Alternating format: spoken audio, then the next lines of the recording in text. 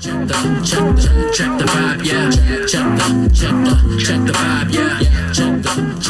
Check the vibe, yeah. Welcome to the KYP podcast. My name is Dany. I'm with my co-host. Yo, what up? It's James. Yo, it's Kevin. So Kevin showed me the song. I think this deserves to have a proper shout out because it's a pretty dope song. You like that shit, huh? Yeah. It's my new best friend. No. What? What the fuck? No, it's a good friend of mine that I met recently in Toronto. He's a local Toronto rapper. I met him through my roommate, actually. They play basketball together. They've been playing basketball together for like a couple months. And he never mentioned he does music or anything like that. And then one day he's just like, hey, Andy, you want to come to one of my shows? And then Andy's like, yo, Kevin, I'm going to a rap concert. I know you like local artists and stuff. So we went, and this guy's fire. And now, you know, we're buddies. Like, he comes over, we play PlayStation together, we play basketball together. And, you know, I would love to have him on the pod one day whenever he's in town. Nice. Yeah. What's his name? T-Bait. His name is Tyler. His handle is chili chicken on rice. I like that. Nice. I like that. Put on the pod, yeah. Yeah, I think his music is very, you know, it's different from the hip hop you hear on the mainstream, right? He actually talks about some stuff. Yeah. You know, It's old school. it's more old school. Yeah. The vibes, the beats, Yeah. the lyricism. You know, he talks about society. He talks about the struggles. You know, very cool stuff. Nice, man. I think it's so much different than like nowadays rap that's all talking about objects valuable, how to like get girls, how to get cash, how to get cars. No, it's kind of fucked how our Murder. society. Oh, that They too. always talk about murder for some reason. Yeah. And it always blows up. But anyways. I know. Until it backfires on them and their lawyers like, shut the fuck up. Bobby Shmurda. Yeah. And also, you know, naming different brands. It got the pull up with the Bugatti, got the Rari, got the Rover, sipping on Patron. It's all, you know, because when rappers get to that level of mainstream, of when, you know, Dany and James from Buttfuck Nowhere, Montreal is listening to a guy in Tampa Bay, Florida, he's made it to the big street and, you know, the mainstream. And the only way to do that is with corporate backing, right? You have to have enough money. You have to have enough distribution power to get your stuff out there so broadly, right? Yeah. And in order to do that, in return, what they ask for, you know, sponsorship, promote my brand, promote my, you know, product. And, you know, that's just the whole consumerist cycle. So when I was a kid, I was watching a I don't know if it was like Britney Spears or some pop artist, and I was watching it on TV, and then she had like this pink Ferrari, and then I'm like, wow, like, yo, look at her, she owns a pink Ferrari, and then my brother was like, she doesn't actually own that, but as a kid, you think they own that product because they're like, you know, showing it on their music video. So for kids, it's like super influential to be seeing that on the TV and like, oh wow, I wish I had that car, or, you know, wow, this person is a singer, she has so much money, she has a Ferrari, you know, she could afford so much. So it's like, it's very misleading. These kind of like music videos and the things they talk about in their songs. Do you think as you've grown older, you think you're less affected by advertisement and consumerist? I think it's more subtle, and it's definitely on social media more. So I don't know if you guys have seen recently with like the red boots. I don't know if you guys have seen red boots on Instagram lately. No. It's like this brand called Mischief, and like they've been sending out the Astro Boots. the Astro Boots. Yes, you know, it's this totally like out of this world kind of boot. It's like this cartoon boot. It's rubber, and it's like an actual, you know, Astro Boy. It's like an actual boot, and then there's rappers, basketball players, influencers, singers. They're all wearing it. They're all getting sponsored, right? And they're like $350. And what do you think that does to the regular people looking at their socials, right? It's like, wow, this famous person's wearing it. They're doing photo shoots with it. They're walking on the NBA, you know, before the game. They're like rap stars or like wearing it on the court. You know, like it's just like everywhere. It's in your face. It's like consumerism. So it's like you can't even escape it nowadays. You know, like they just want to put it in your face. Yeah. I'm sure there's a lot of things that, we do or we buy or activities we pay money to attend that are all, influenced by what we've seen on TV and stuff when we don't even notice. Because on a daily basis, I don't like sit down in bed and go through, I was programmed to do that because of this commercial or that video or that whatever. Yep. But it's happening all the time 24/7. Subtly. Yeah. Like, I don't know if you guys watched this Will Smith movie with Margot Robbie. Which one? They're like con artists. Oh. I forgot what it was called. Oh shit! It's the one where they were betting with that Asian dude. Yeah. So basically, they start off small, right? Yeah. So it's Will Smith starting off with Margot Robbie. It's like, I bet you, I don't know what football terms, but I bet you like this guy will fumble the ball, and then okay, sure, and then it's $10 lost, and then they know that this Asian guy is a huge gambler, so he's for sure gonna get in, right? Mm-hmm. So they keep betting $20, $30, and then the Asian guy wants to get in. It's like, okay, I'll bet you $1,000, and then the Chinese guy wins, and then Will Smith's like, okay, let's go again. I'll bet you $5,000. It keeps going up until 50,000, 100,000, a million. So this whole like tension, and then Will Smith's like, The whole time the Chinese guy is winning. yes, yeah, he's constantly winning, and it's up to $1 million. Yeah, it's up to $1 million. Will Smith says, "You know what? I have this entire fucking suitcase of money." Throws it on the table, Yeah. and he's like, "Trust me, I got this." And he's like, "I bet you that you can pick any number from any character from the field, and she's gonna figure it out." Easy win, easy money, right? He looks, and he's like, "I got it." And then the girl takes the binoculars, and it's like all this tension where she looks, and she recognized one guy that she knows on the field that's wearing a jersey. I can't remember. I think it's 37, the number. Yeah, something like that. Something Any number, like- yeah. She says that number, and the guy says, "No fucking way." And Basically, they lost the bet. No, they won the bet. Well, the Asian guy lost the bet, sorry. Yeah. The Asian guy loses the bet. They walk away, and she said, "How do you know he was going to pick that number?" And he goes on his entire tirade on saying, "The entire day I programmed that number in his head," where he goes into a hotel. Everyone was wearing that number, 37. 37. Yeah. On the roof tiles, there's like 37. On his way to the football game, there's 37 There's everywhere. like everyone holding number 37 or marketing. stuff. Yeah. And even within like designs of like the floor tile, it's like 37 like mixed together. And that's why it ingrains in your brain. It's like conditioning Yeah. your brain to think of a certain thing. You think you chose that number, but actually you've been thinking about it all day. Right? Yeah, it's pretty fucked. It's pretty cool. Yeah, so that's what marketing is, right? It's everywhere. And especially if you're on your phone all day, you're seeing it every single time. And that's why it becomes really dangerous with marketing agency, especially when there's younger kids, right? Because you want to plant the seed. You want to say, this is cool. This, you need to do this. When you grow up, you need to do that. So when the kid grows up, he doesn't know anything about, like a 6-year-old kid doesn't know anything about cars, right? But when he gets a little Hot Wheel, the little shining Hot Wheel with the So gold true. rims, and he's like, "Oh, what is it?" He turns around, and if you guys notice, there's actually the model of the car underneath the... It's a real car. Yeah. And then he's like, Porsche 911 Turbo.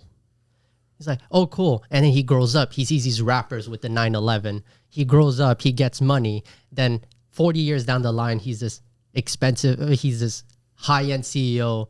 First thing cars comes to mind, I want a 911 Turbo S. Yeah, it's my dream car. Yeah. Growing up watching James Bond, whipping in the Aston Martin. Not shaken, but stirred. Not shaking. Kevin G. Shaking the shit with his Rolex watch, his Omega watch. You know, when I see this stuff, like, oh shit, you got Omega. Oh, and shaking, not stirred, the martini, right? Literally, because I go to so many like work socials now. Yeah. and it's not on my dime, right? It's open bar, whatever. That's my go-to drink. Martini, shaken, not stir, extra Legit? olives. Yeah, legit. Legit. And why? Why do I ask for that? Yeah. Literally because of James Bond. You just realized. Literally just because of James Is Bond. James Bond shaken not stirred or stirred not shaken? I don't Shaken, know. not stirred. Shaken, not stirred. I think it's stirred not shaken because when you shake a martini with olive juice in it, it clouds the drink.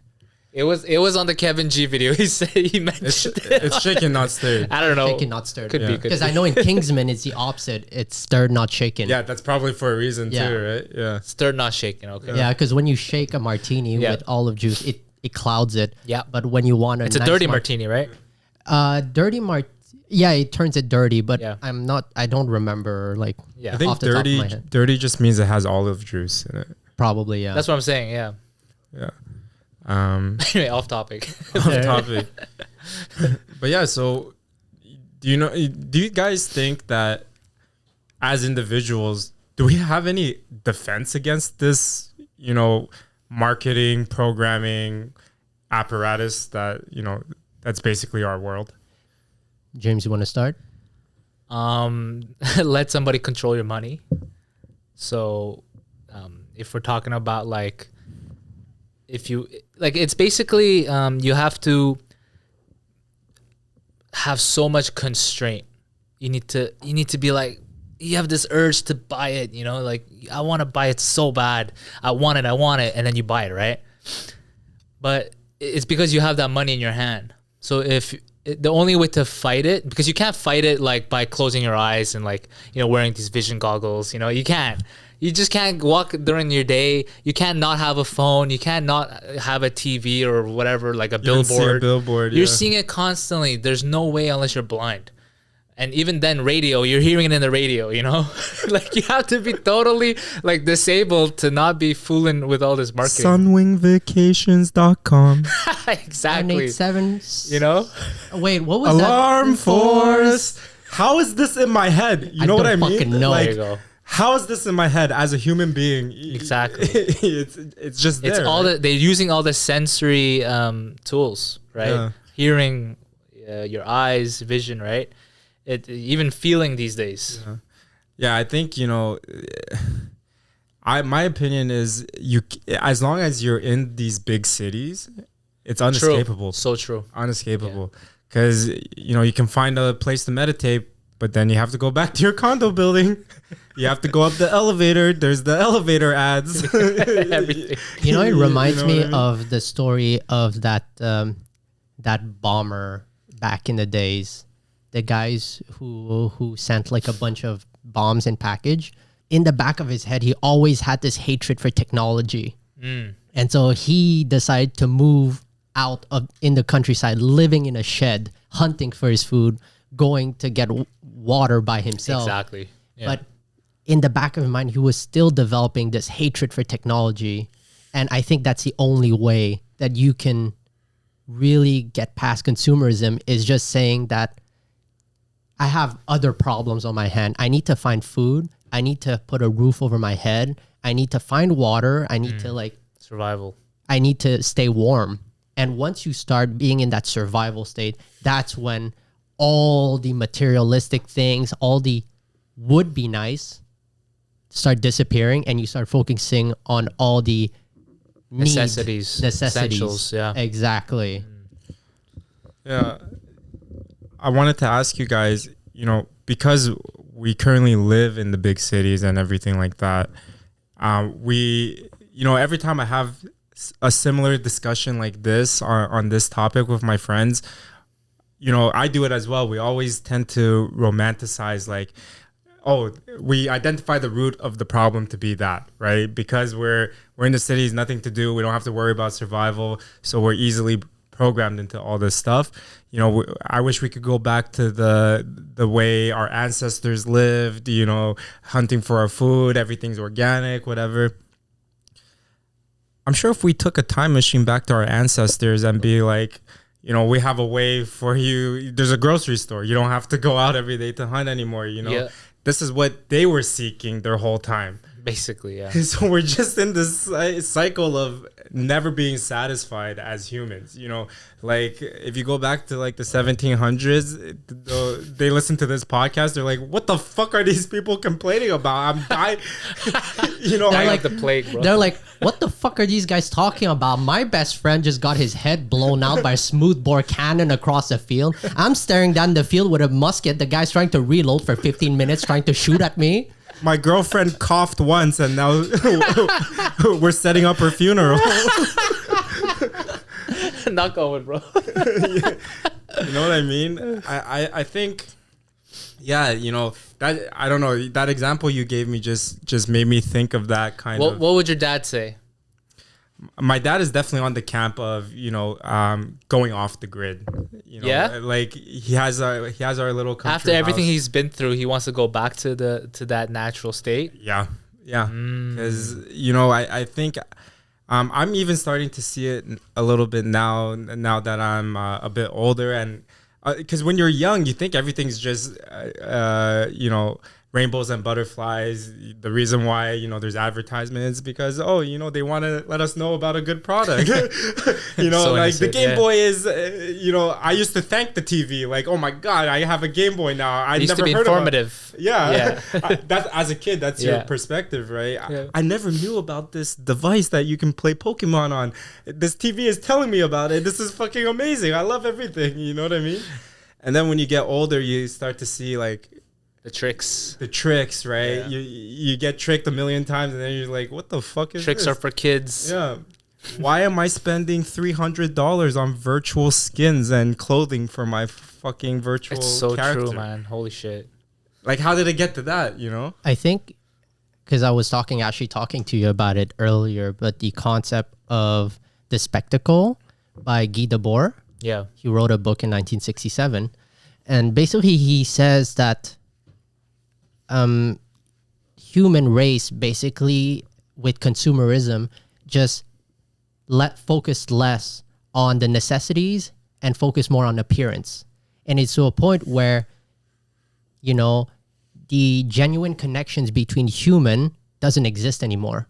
It's all about the connection with human is decided with image, and that's what he calls a spectacle. So true. So everyone is just there being part of the spectacle, where you wear nice dress, you wear a nice hat, nice bag, because you want to be part of that social circle. It's not because you connect with one another. It's not because we need that.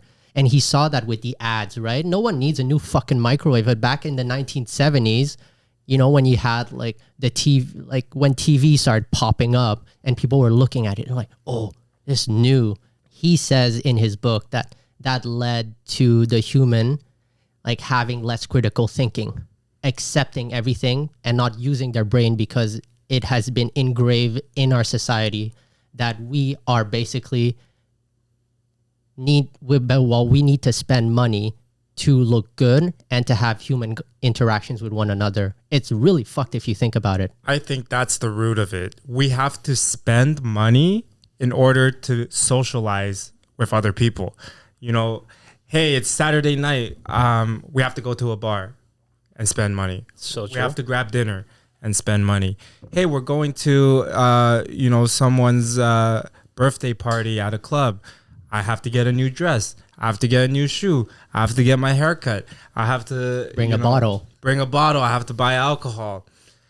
Like, because, you know, like Danny said, we're no longer in survival mode. We don't need to do anything for survival, because that's what bonded us before, right? Oh shit, I'm hungry. You hungry too? The only way we're gonna get food is we fucking team up and kill this giant elephant. Yeah. And then on top of that, it's like James and I were like, we just fix houses, but we need the strong buff dude like Kevin who knows how to use a bow and arrow to kill this fucking mammoth.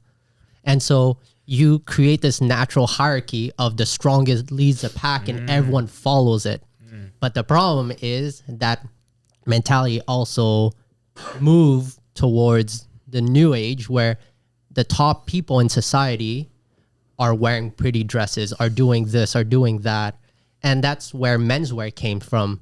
It's some fucking douchebag who just came to like England. So fashion was started by a French fuckboy on his exchange to England. Fucking bitches. It's not menswear. Wait, I like that. I like that reduction. I always reduce things down to the That was a lowest. bastardization. of That was menswear. good. The lowest denominator. That was A1. But basically, menswear was starting by this douchebag who nobody liked, who was French. He moved to the English court and he was wearing some weird ass clothing, and all the kings and all the princes were like, "What the fuck are you wearing?" So they started wearing that, and eventually that bastardized down to a suit.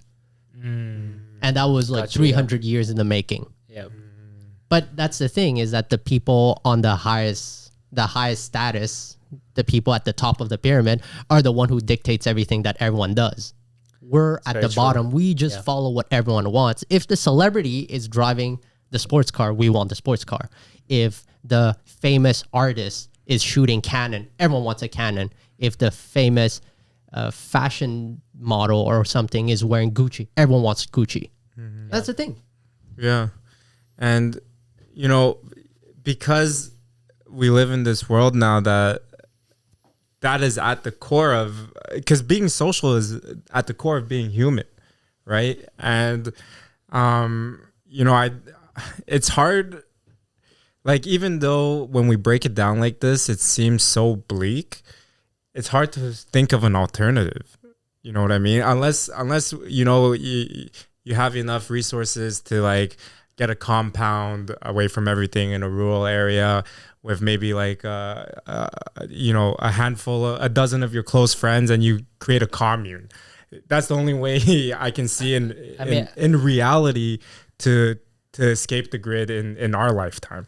I think the only way I don't think there's a way out of it completely unless you want to go survival mode. Yeah. But even then, you still need electricity. You're still probably going to watch Netflix sometimes.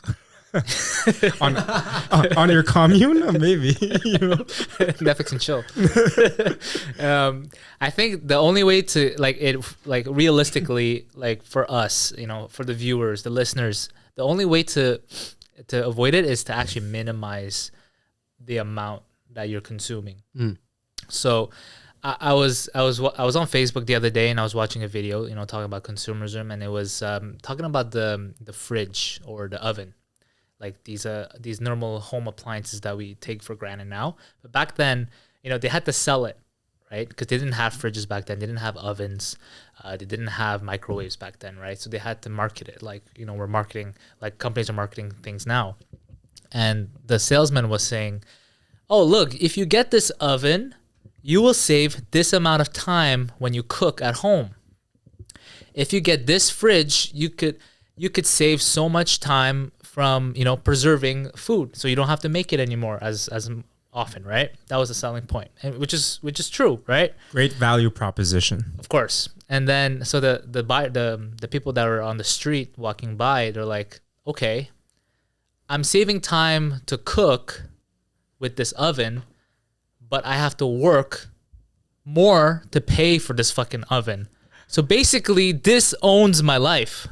This oven, this fridge, this house, this phone, this car, I am working, spending my own time, but thinking it's saving me time. You know, I get this nice car to drive, so it saves me time to go to work." What are you saving time for, right? If you're just working. So basically, you don't have time. So we're basically enslaved with all of these things that we call necessities, right? A house, a car. And so the only way to really stop that cycle is to minimize how much you're buying. And I think a lot of, I know in Japanese culture, they live very minimally, like, you know, for environmental reasons. But I think it's mostly for consumerism. Like, they don't need these TVs, these fancy cars, these fancy furnitures. You know, they just need the basic amount level to save money, and then to also have, you know, you could be free from the things that you buy. It's true, right? Because, you know, my example was kind of completely escaping it Off the grid. and going off the grid, right? Yeah. Yours is definitely more realistic. It's basically saying, like, the answer is in modesty, right? Yeah. Even though you're still going to be in the city, you're still going to be exposed to the programming. If You can't go away from it unless you're in the farm. yeah, You but know? yeah, exactly. So the alternative is if you yourself don't kind of indulge in it in the sense that you become more minimalist in what you buy. You have 3 shirts, 3 pants. You drive the same car for many years. Yep. Even though you're still in the developed world, you're still in the capitalist cities. Your own mental is not wrapped up in that, right? Because as soon as you start pursuing like, I want the coolest sneakers, I want the most exclusive sneakers, then you go down that rabbit hole You of meet like people that are like that. that. And you spend more money, and then You go to events, it's a you rabbit hole. subscribe to the newsletters, like, oh, the new Jordans are gonna drop. You go line up. The and bots, you buy bots, you buy know, shit like bots, that. and then your whole life is wrapped up in it, right? So true. But if you just have the personal decision, like, that's all great and stuff, but I'm okay with my 3 shirts, 1 pair of shoes, and I'll just focus my time doing other stuff. I don't know, maybe arts and crafts or something else, right? But that is so hard when you have literally in your pocket, in your hands at all times, the most powerful fucking marketing machine ever created, right? This is like 5,000 TVs in one. So true, yeah. Yeah. And 5,000 computers. 5,000 computers, right? And like, you're always going to use your phone to do something, right? So, and as soon as you open it up, I just wanted to open up TikTok, and now they have the ads playing immediately. So true. Yeah, you're right. You're right. The new movie, right? Yeah. You want to, you're using a free app to manage your life, a to-do list app, because it's free. You have to see an ad for friggin' Manscaped 3000, Raid, Shadow Legends, I think like coming back to Jay's thing about modesty, one important thing too to avoid consumerism is learning how to repair things. That is so Oh yeah, do it important. yourself, DIY. Yeah. Yeah. Oh my God. That's a huge thing. Like that's how many people can you name in your entourage that can fucking use a wrench? I can repair my motorcycle. I have a vintage 1974 motorcycle that I've been fixing for months now. Yep. But the Japanese too, they have this thing called kintsugi, I think it's called. Okay. It's an art. And what it is that when you have broken glass or broken pottery, you take gold and you basically repair the vase with gold so it looks like a vase and all the cracks are filled in with gold. It's like a So vein it things. shows the beauty in broken things, in repairing broken things. Ooh, It's okay. like a gold crown. Like you Yes, fix the teeth. I guess similar to that. But Okay, that's the yeah. thing is learning how to repair things. And that brings back to planned obsolescence.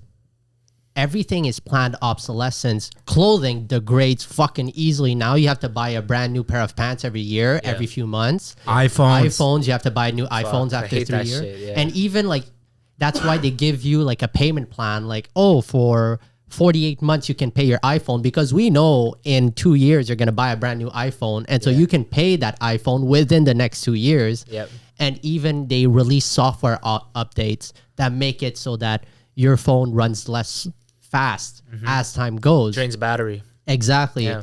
You look at cars now. Back then, like 1970s cars, like they were pieces of shit, but you start them up by kicking the wheel and slamming onto the engine, it starts. That thing's bulletproof. Now you have a technician that has to look. Your seatbelt might not be plugged in correctly, and that doesn't make the car start.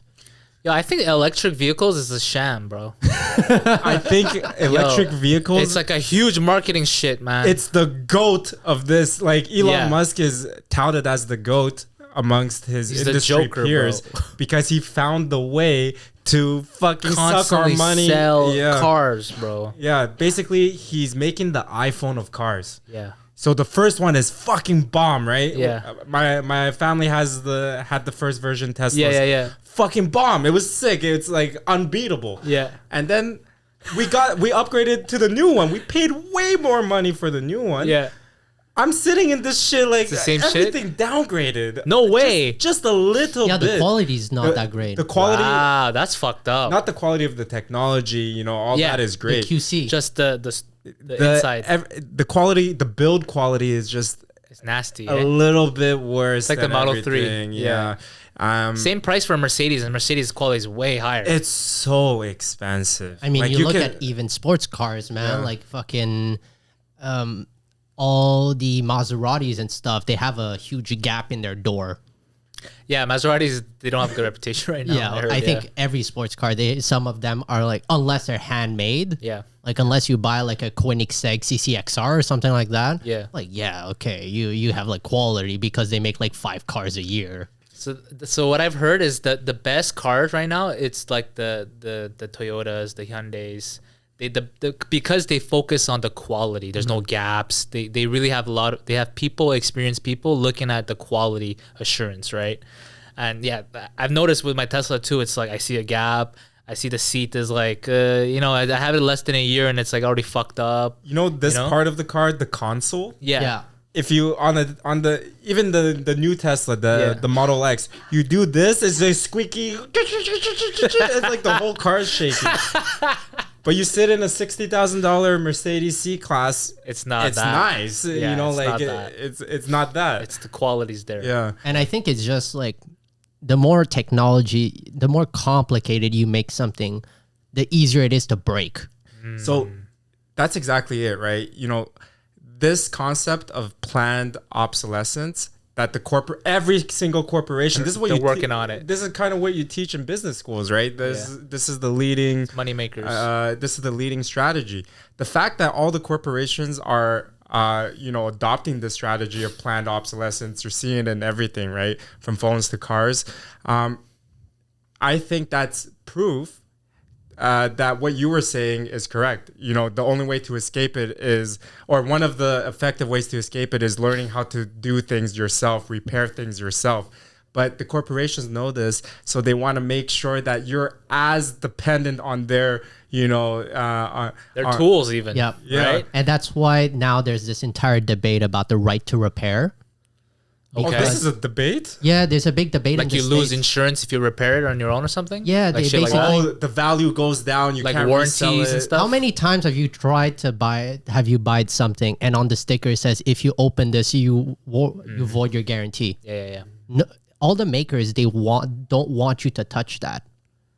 Because Like- if you know how to fix it, then you won't have to get a new phone. Exactly, Yeah. because Or whatever. the thing about corporation these days centers around 2 things: planned obsolescence, when your shit goes, like after a few years you buy something new, and number 2 is SAS, service as a subscription. Service subscription, yep. Service as a subscription. And so anything you do, fucking how Tesla, you have to pay a subscription fee if you want to hit above 150 kilometers an hour or something like that. Yeah. So basically to use the self-driving tool, you could do a subscription, pay every month to use the AI. That was the goal of Elon. Yeah. But that was the goal of Elon, to be able to upsell Yeah. upsell you through the car. Yeah. You want the satellite feature, you want the camera feature, you want this feature, You have to pay for the it. sensors. Yeah. I think at the end of the day, what's really sad is that the people on top, the shareholders, are the one who controls everything. We can't have nice things anymore. No. The rich controls a lot of things, and I'm not sparking a debate between like middle class, high class, and stuff like that. It's that it's a vicious circle, right? We have something we like. Let's say you take a show, Star Wars. I love Star Wars as a kid. Star Wars was already good. It should have ended after They butchered the shit out the of it. 5 after number 4, 5, 6, but then they decided to do 1, 2, 3, and then it was kind of shit, but I still appreciate it. And then the shareholder, Disney, acquired Star Wars, and then the shareholder said, how can we milk the shit out of this thing? The only good thing that popped out of Disney was The Mandalorian. Oh, and Andor now. Oh, Andor. Andor is good. I liked Rogue One. Yeah, Rogue One was one of the best too. Yeah. Or Are you a hardcore Star Wars fan? used to be.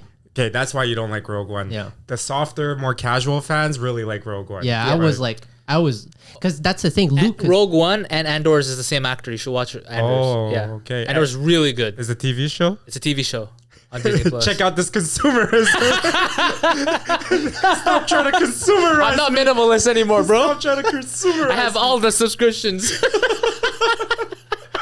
I got Disney Plus, got Prime. I got Prime. I got Netflix. Yeah, I'm just Yo, the bubble has burst, man. We're a bunch of phonies. Because I have Disney, I have Amazon, I have Netflix as well, man.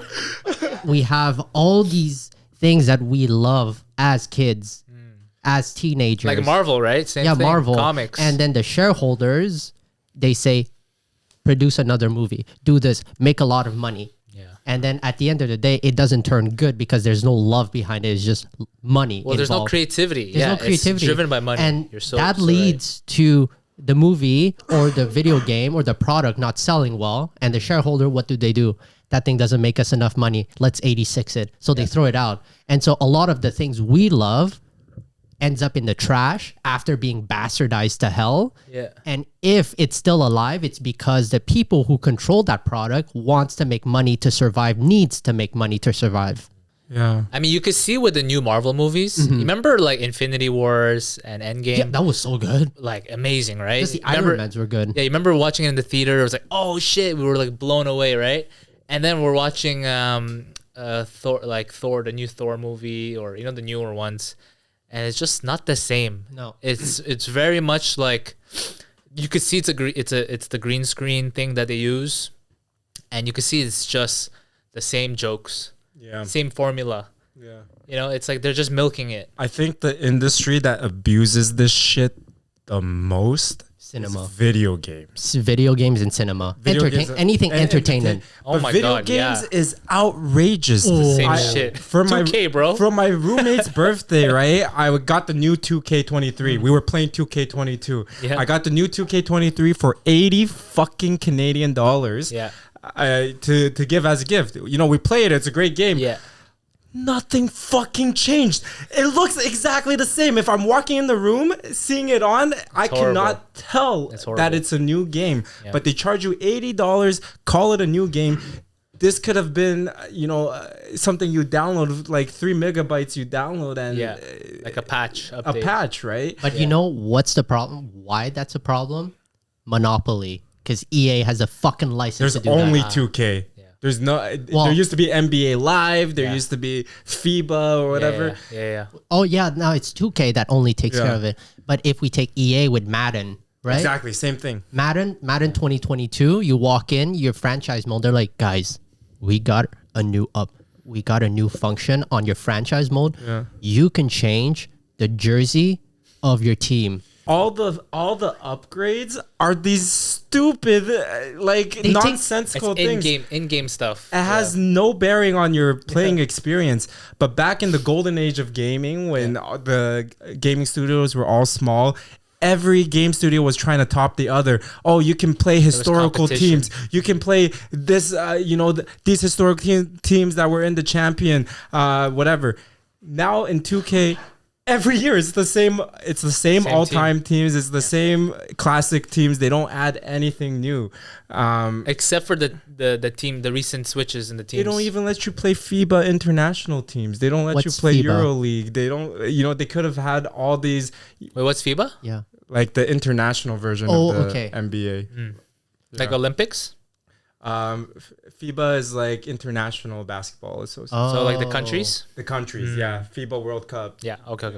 Bro, and it's so sad because, I think we can talk about this for like hours on end, but the thing that a lot of these entertainment things is they use nostalgia to like affect us, right? Yeah. Like, let's say I'm more of a shooter game, so Yeah. Battlefield Call of 2042. Duty. Yeah. Or let's say Call of Duty. Yeah. We don't have time. Let's remake Modern Warfare 2. Because it's all market research. Because they know at the end of the It day, was legendary. It was legendary. Nostalgia. It's nostalgia. It's legendary, and also because of the monopoly, they know no matter what the fuck they do, your friend's gonna buy it, so you're gonna have to buy it if you want to play it, Exactly. right? Because nobody's gonna be playing the old game no more. And so what do they do to make sure that true. you buy it? You as a hardcore fan, you buy it. In the trailer, they give you the nostalgia, like Battlefield Captain 2042. I was looking at the trailer, I'm like, this is cool, this is cool, this is cool, until, oh my God, they included the rendezvous. The rendezvous.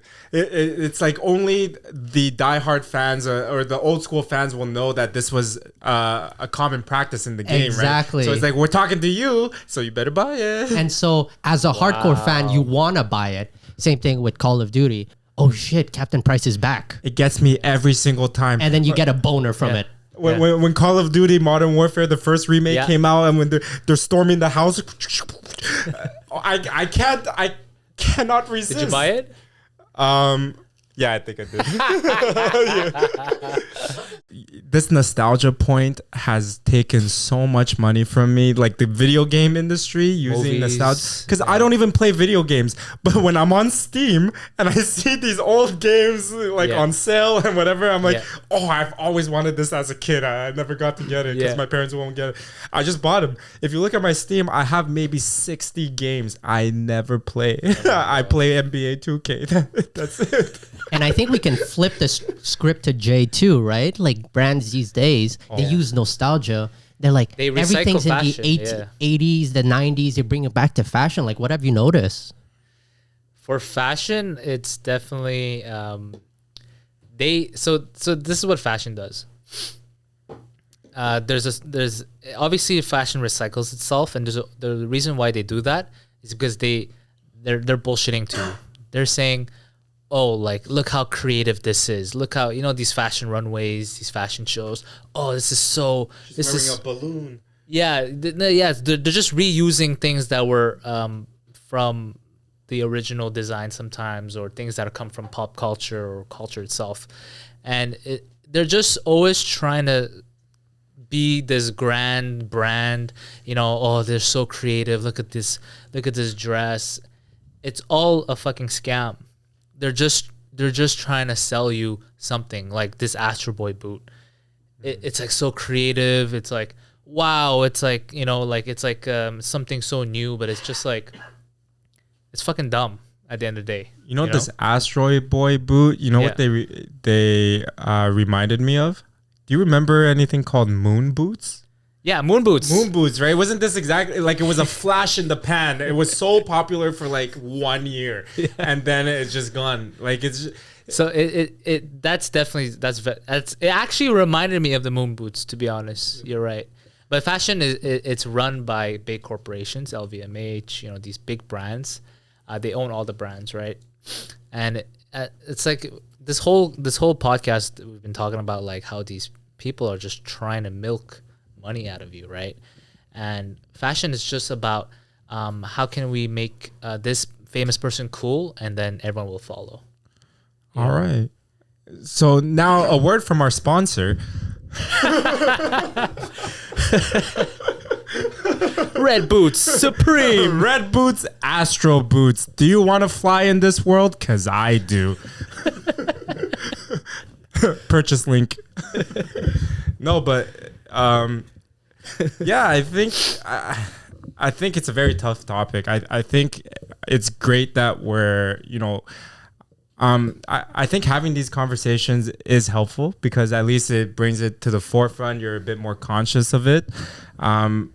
But let's not kid ourselves. We're probably going to walk off this pod and do the same old thing. So the thing is you need to be mindful again, right? You just have to be about these mindful, things. yeah. But whatever makes you happy. Yeah. If I like this hat, I like what I'm wearing. Yeah. I bought it with my own money, and because it looks cool.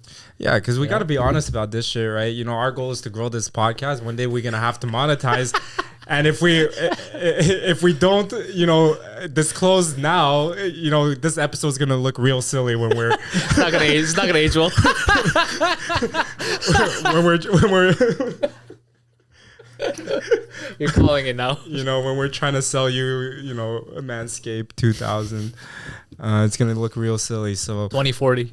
So, we're not saying we're, above anyone else, or we're immune to this stuff. But I think it's just like everything else, I think we tend to be very mindful and introspective people. Just be moderate with things, right? It's not like we never try to prescribe anything. At least I when having these intellectual conversations about life, society, the economy, I'm never really trying to prescribe anything, because I think from a very young age I realized like the scope of it is way beyond changing. Like this is the path of human history, and it's not like only in the 2000s that shit get crazy. In the 1900s when This new armor came out. In the 1900s, the industrialization age, when they started having factories and stuff, it was already it was already in the works. Like the Ford motor line, factory production line, it was already GG at that point. It was just at a smaller scale. You only get one TV, and the TV only has 3 channels. But that and our iPhones now with Netflix, Disney Plus, whatever, it's the same thing. It's just the grandfather and the Gen Z version of a TV. Yeah, I think at the end of the day, it's just understanding that, we always talk about mindfulness, how to be the best version of yourself. You don't have to wake up at 5 a.m., work out, fucking pray, read books and stuff like that. As long as you realize that, hey, what can I do with my boredom? Try to find something new, learn a new skill. If you don't know how to sew, learn how to sew. If you don't know how to cook, learn how to cook. It's not that fucking hard. You don't know how to change a tire, Google it. The beauty of it is that we have all the information at the palm of our hands, but we never use that. We just use it to entertain ourselves, to do other things. Yeah. And by using your brain and making sure that you come up with new things that you can do, learn new skills, and also be mindful of who you are as a person, that's where you start developing that mentality of, do I really need it? Can I do it myself? Do I need to ask someone to do it, right? And then eventually, if you run a business, right, then you can start thinking about, hey, if I Uber Eats this, it's going to cost me $30. My time is worth $50. And you start crunching these numbers, but as a simple human being, we don't need all these fancy stuff. We just want it because everyone wants it too. We just want it because the person next to us has it. We just want it because a celebrity is flexing around us. But what we truly need is just ourselves, our friends, our family, the connection we make as human beings. Yeah. Material will never compensate for all the connection you make in your life. Yeah. I think it's like, you're never not going to be a consumer. It's that, use these consumerist things to add value to your life. Don't let it run your life. You know what I mean? It's the difference between like, you buy a nice pair of shoes once in a while, once every year, just to freshen up your day. You do get a dopamine rush, right? Mm-hmm. Like you see the world a little different, you acting a little different. You're doing it for yourself though. Yeah, you're doing it for yourself, right? Versus every drop I have to go wait 5 hours just so that I can. The other guy's gonna get it. Yeah, because the other guy's gonna get it first, but I got it 2 days before him. So for those 2 days, I'm the fucking top G. Look at this. You don't have it. So true. That's a much less healthy mindset, relationship with consumerism, right?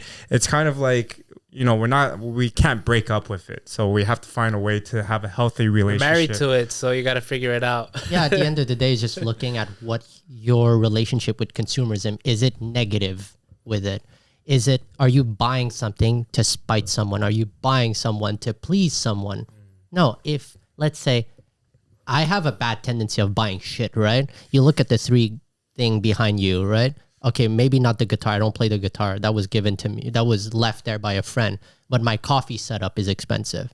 my camera gear is expensive. I'm a knife collector, but that's because it makes me happy. Yeah, you're buying stuff that you like. That because Danny's taste is not everybody's taste. You don't walk to everybody's room and you see collector knives, collector axes, collector whatever, right? That's not everybody. You walk into a room where everybody has is, Air Force Ones. You know what I mean? That's the difference, right? So because the Air Force Ones people, it's because, I won't say everybody, but part of it is the reason why I bought Air Force Ones is because I know it's nostalgia. universally accepted. That I You don't didn't grow have up to, with Air Force Ones? I never had an Air Force One when I was younger. No? I don't think. Yeah, I was into like Nike Dunks and Jordans and stuff. True. But yeah, no, I think that is, that's our conclusion of this episode because I'm not about to propose a alternative to Cancel your consumerism, Netflix right? subscription. Exactly. No, I cannot. Stop buying 2K at least.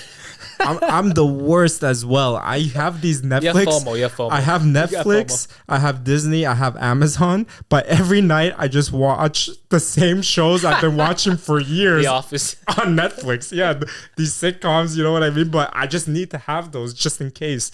Just in case, right?